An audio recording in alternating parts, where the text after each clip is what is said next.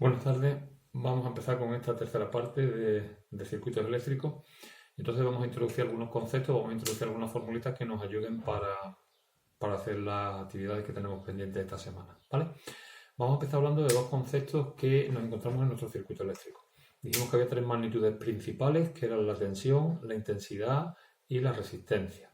La tensión o voltaje, que se medía en voltios, la intensidad, perdón, o amperaje o corriente, que se mide en amperios, y la resistencia, que se mide en ohmios, ¿vale? Sobre estas magnitudes principales hay unas magnitudes derivadas. Las principales, potencia y energía. Vamos a ver cuál es la fórmula de la potencia. La potencia la definimos en cualquier componente eléctrico, en cualquier circuito eléctrico, como el producto de la tensión por la intensidad, ¿vale?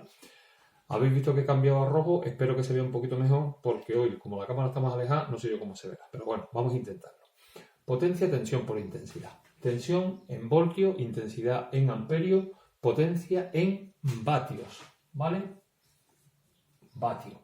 Potencia es la capacidad que tiene un circuito de hacer algo, o un motor de hacer algo.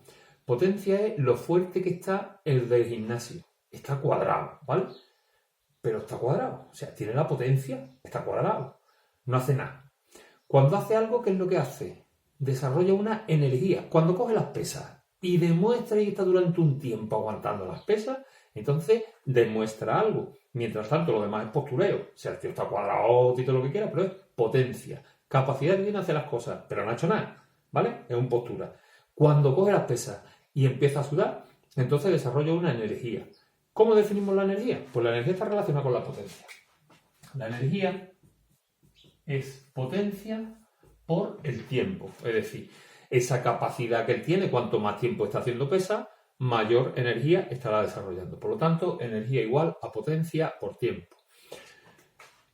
Unidad de la energía, pues si la potencia va en vatios y el tiempo va en segundos, sistema internacional, vatios por segundo. Bien, la energía puede ser vatios por segundo, pero sabemos que la energía en el sistema internacional se expresa en julios. Por lo tanto, ya tenemos ahí una primera igualdad. Y es que un julio es un vatio por segundo, ¿vale? Vatio por segundo, no vatio partido por segundo. Ojo que estamos acostumbrados, por ejemplo, a kilómetros por hora, y es kilómetros partido por hora. Aquí no. Aquí es vatios por segundo, vatios multiplicado por segundo, potencia por tiempo. Ojo a esto que después nos equivocamos cuando hagamos los ejercicios. Por lo tanto, un vatio por segundo decimos que es igual que un julio. ¿Vale?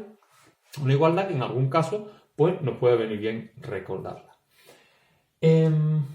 Más cosas, más cosas.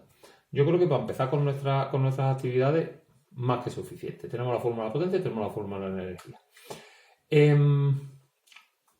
Otra cosa, unos elementos que existen en los circuitos eléctricos que vamos a recordar que son los condensadores. ¿Los condensadores qué son? Los condensadores son dos placas metálicas que no están en contacto. Además, acordaros que este es su símbolo.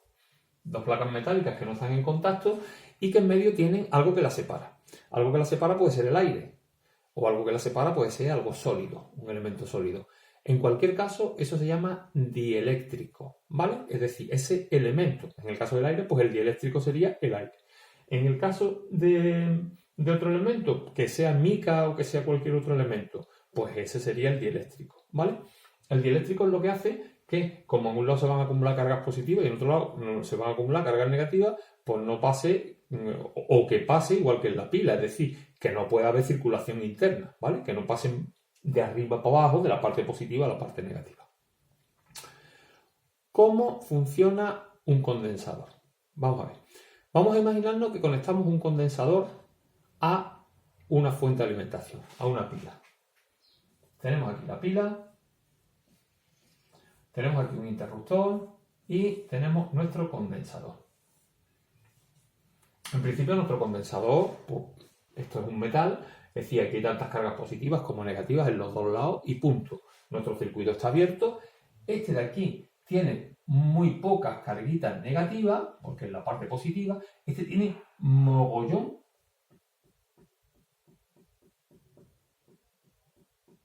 de carga acumulada. Por eso es el negativo, ¿vale?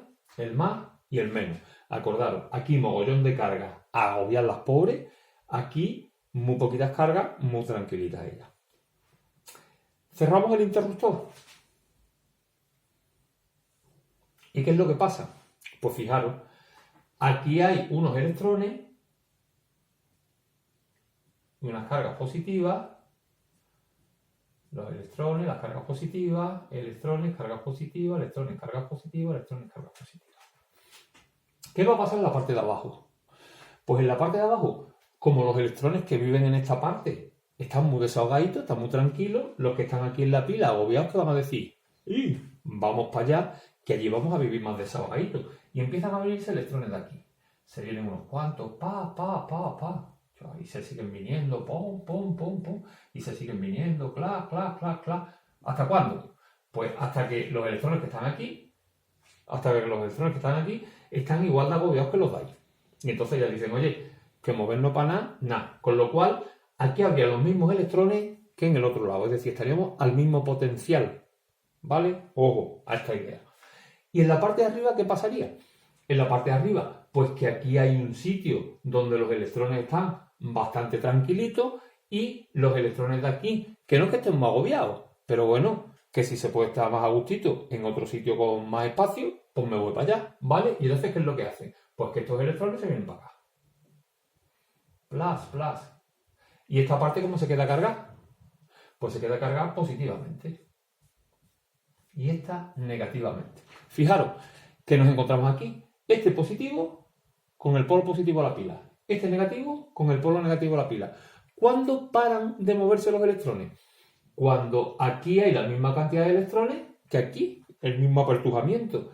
Y en la parte de abajo, exactamente igual. Es decir, ¿qué hemos conseguido? ¿O qué han conseguido los electrones que se han movido? Pues que la diferencia de potencial, la diferencia de cómo se vive aquí y aquí, sea la misma diferencia de cómo se vive aquí a cómo se vive aquí de apretujado, ¿vale? Por lo tanto, los mismos voltios que nos dé nuestra fuente de alimentación serán los voltios a los que hemos cargado el condensador, que tendrá un sitio donde todos los electrones están amogollonados y otro sitio donde hay muy pocos electrones. Tendrá un polo positivo y un polo negativo. Es decir, de alguna manera se ha convertido en una pila, ¿vale? En la misma fuente de alimentación. Bueno, ¿y qué pasaría ahora si nosotros este interruptor de aquí lo abrimos? ¿Vale? Ya esto se ha quedado como una pila. Esto ya se queda aquí, porque ya, ¿para qué se va a mover? Y aquí metemos una resistencia. Fijaros, los electrones tienen algún caminito para recorrer y para igualarse lo apretujado que están en un sitio y lo apretujado que están en otro. Sí. ¿Cuál? Este. Desde aquí hasta aquí, por la resistencia. Así que exactamente eso es lo que van a hacer. Los que están más apretujados van a venirse hasta aquí, hasta donde están menos apretujados, ¿vale?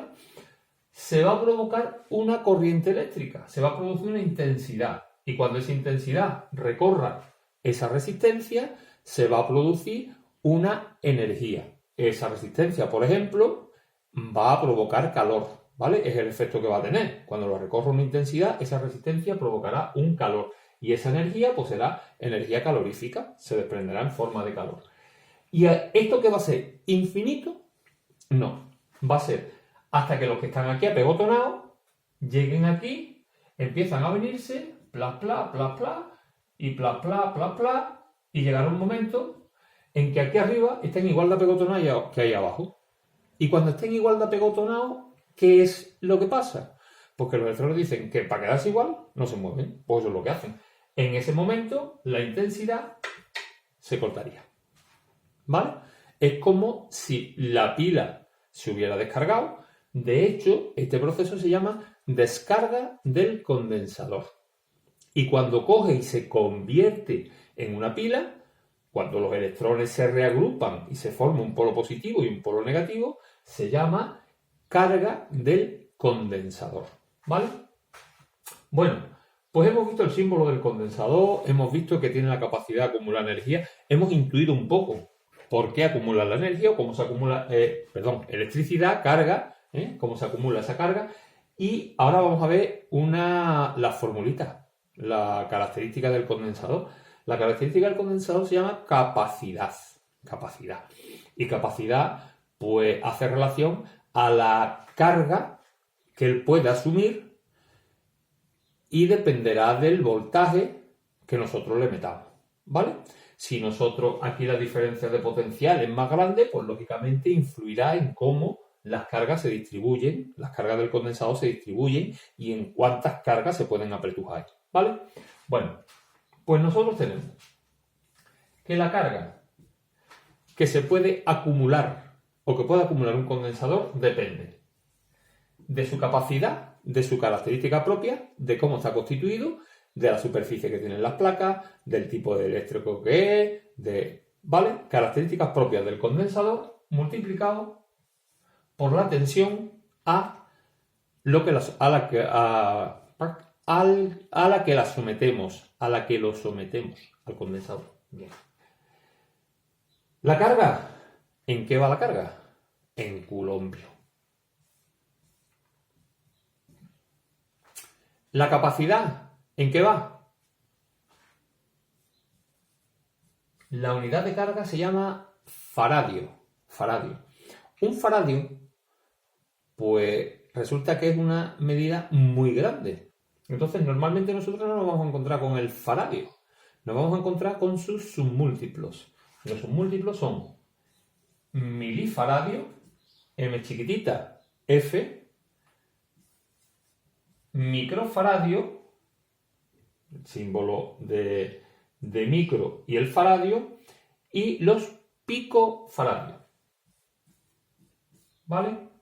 Mili, micro y picofaradio. Esos son los submúltiplos que nosotros vamos a utilizar cuando estemos trabajando con los condensadores.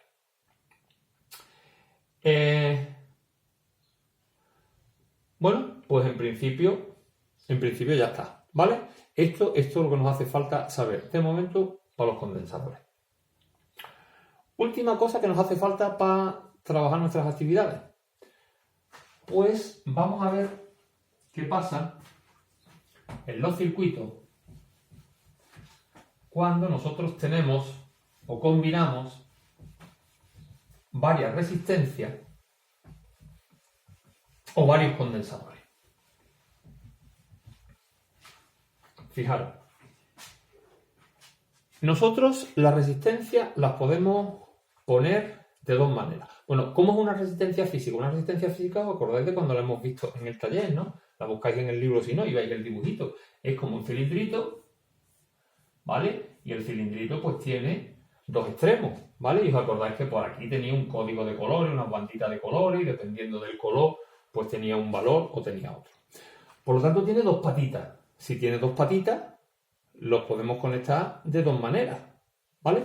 ¿Cómo los podemos conectar? Hombre, pues si yo tengo aquí otra resistencia con otras dos patitas, puedo poner esta patita con esta y de aquí sacar un común, ¿vale? Los puedo unir así, patita con patita, la de adelante con la de adelante, la de atrás con la de atrás. ¿Qué es lo que hemos hecho? Pues hemos hecho una asociación en paralelo. ¿Cómo se hace esto esquemáticamente?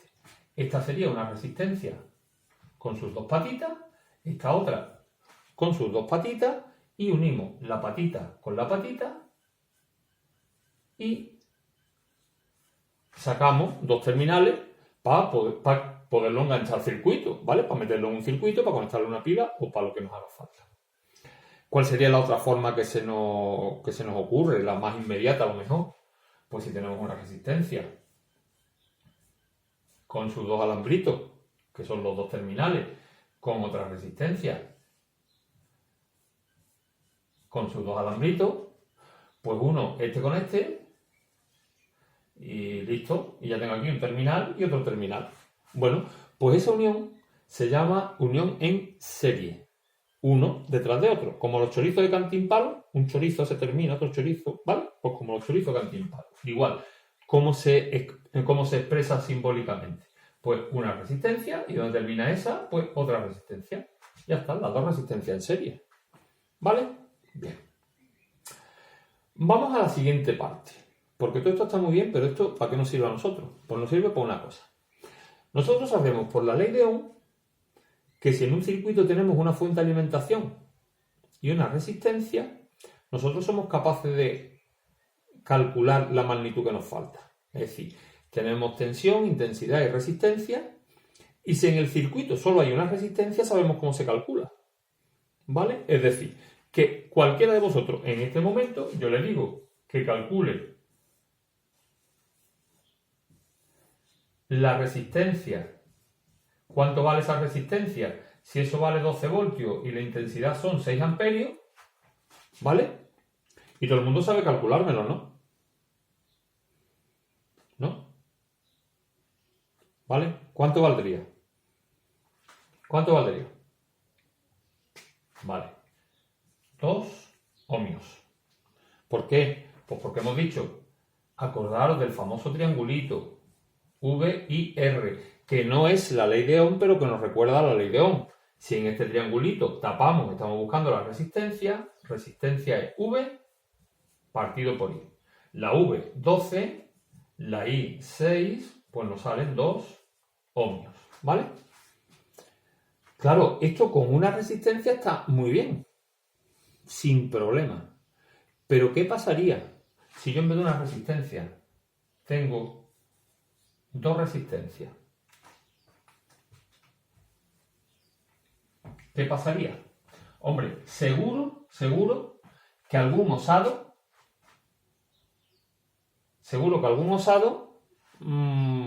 ya lo ha hecho y dice, pues cada una vale 2. Otros dirán, no, cada una vale 1. Y otros dirán, pues vamos a esperarnos un poquito a ver que nos cuente cómo va, ¿vale? Es lo más inteligente. Mirad, cuando nosotros tenemos más de una resistencia en un circuito, lo que vamos a hacer es que vamos a hacer una parafernalia y esas 2 resistencias o más las vamos a convertir siempre en una.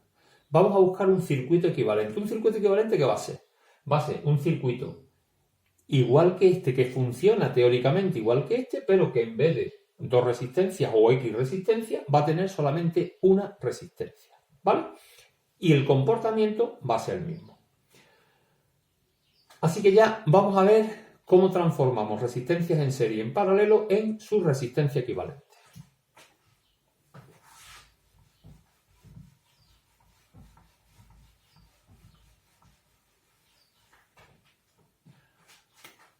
Resistencia en... Venga, vamos a empezar con la fácil.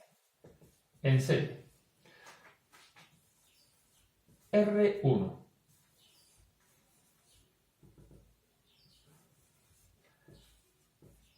R2, R3 y hasta Rn. Oye, si yo tengo hasta n resistencias, las que sean, atas como un chorizo cantimpalo, una detrás de otra, todas esas, ¿tú dices que la puedo cambiar? Pues sí, la podéis cambiar por una. ¿Y cuánto vale esa una? Es el más fácil. Esto es lo más fácil que te puede caer. Si te cae en un examen, has triunfado. ¿Por qué? Pues porque simplemente tienes que sumar los valores de la resistencia. Traducido. Esto sería equivalente, 3 rayitas, 3 rayitas, no 2, porque no es igual. 3 rayitas porque es equivalente a una sola resistencia, que se llama resistencia equivalente, o resistencia total, la podéis llamar también, y su valor es R1 más R2 más R3 más Rn. ¿Vale? Bueno, ejemplo. El ejemplo lo vamos a ver después, ¿vale? Lo digo porque si no, no me va a quedar sitio para los paralelos y prefiero que las tengáis todas juntas. Vamos a ver ahora si tenemos resistencias en paralelo. Vamos a tener resistencia en paralelo. Tenemos aquí una resistencia, R1, R2, R3 y así hasta Rn.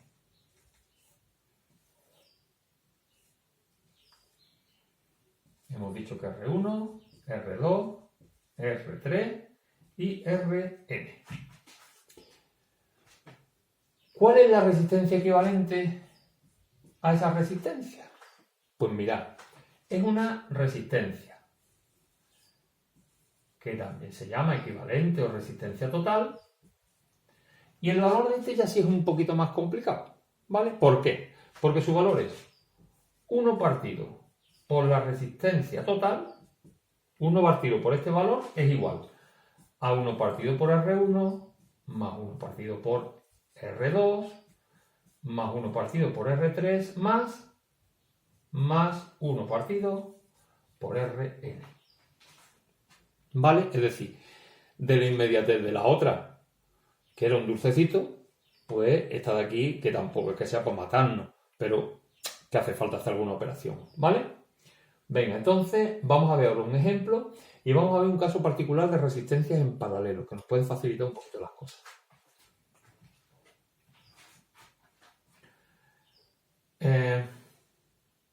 Vamos a hacer una cosa, voy a dejar el mismo esquema para no tener que borrar. Dejo el mismo esquema y le ponemos valores a cada una, ¿vale? Por ejemplo, R1, 1 ohmio, 2 ohmios, 5 ohmios y ya está, ¿vale? 3 resistencias. ¿Su resistencia equivalente? ¿Su resistencia equivalente? ¿Cuánto valdría? Pues hemos dicho que la suma de las 3.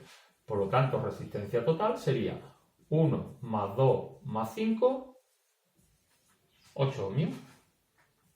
¿Vale? Es decir, que si nosotros en un circuito donde nos encontramos esto, la cambiamos y le ponemos una sola resistencia de 8 ohmios, el circuito va a seguir funcionando igual. Se llama circuito equivalente. ¿Por qué no se llama mismo circuito? Hombre, pues porque tenías 3 y te has quedado con una. Eso no es lo mismo, ¿vale? Pero sí su funcionamiento es lo mismo. Por eso se llama circuito equivalente. Vamos a ponerle los valores aquí abajo. Vamos a ponerle R1. Vale 1, R2. 1 ohmio, 2 ohmios y 5 ohmios. Le ponemos los mismos valores que arriba, ¿vale? 5 ohmios y también lo hacemos con 3.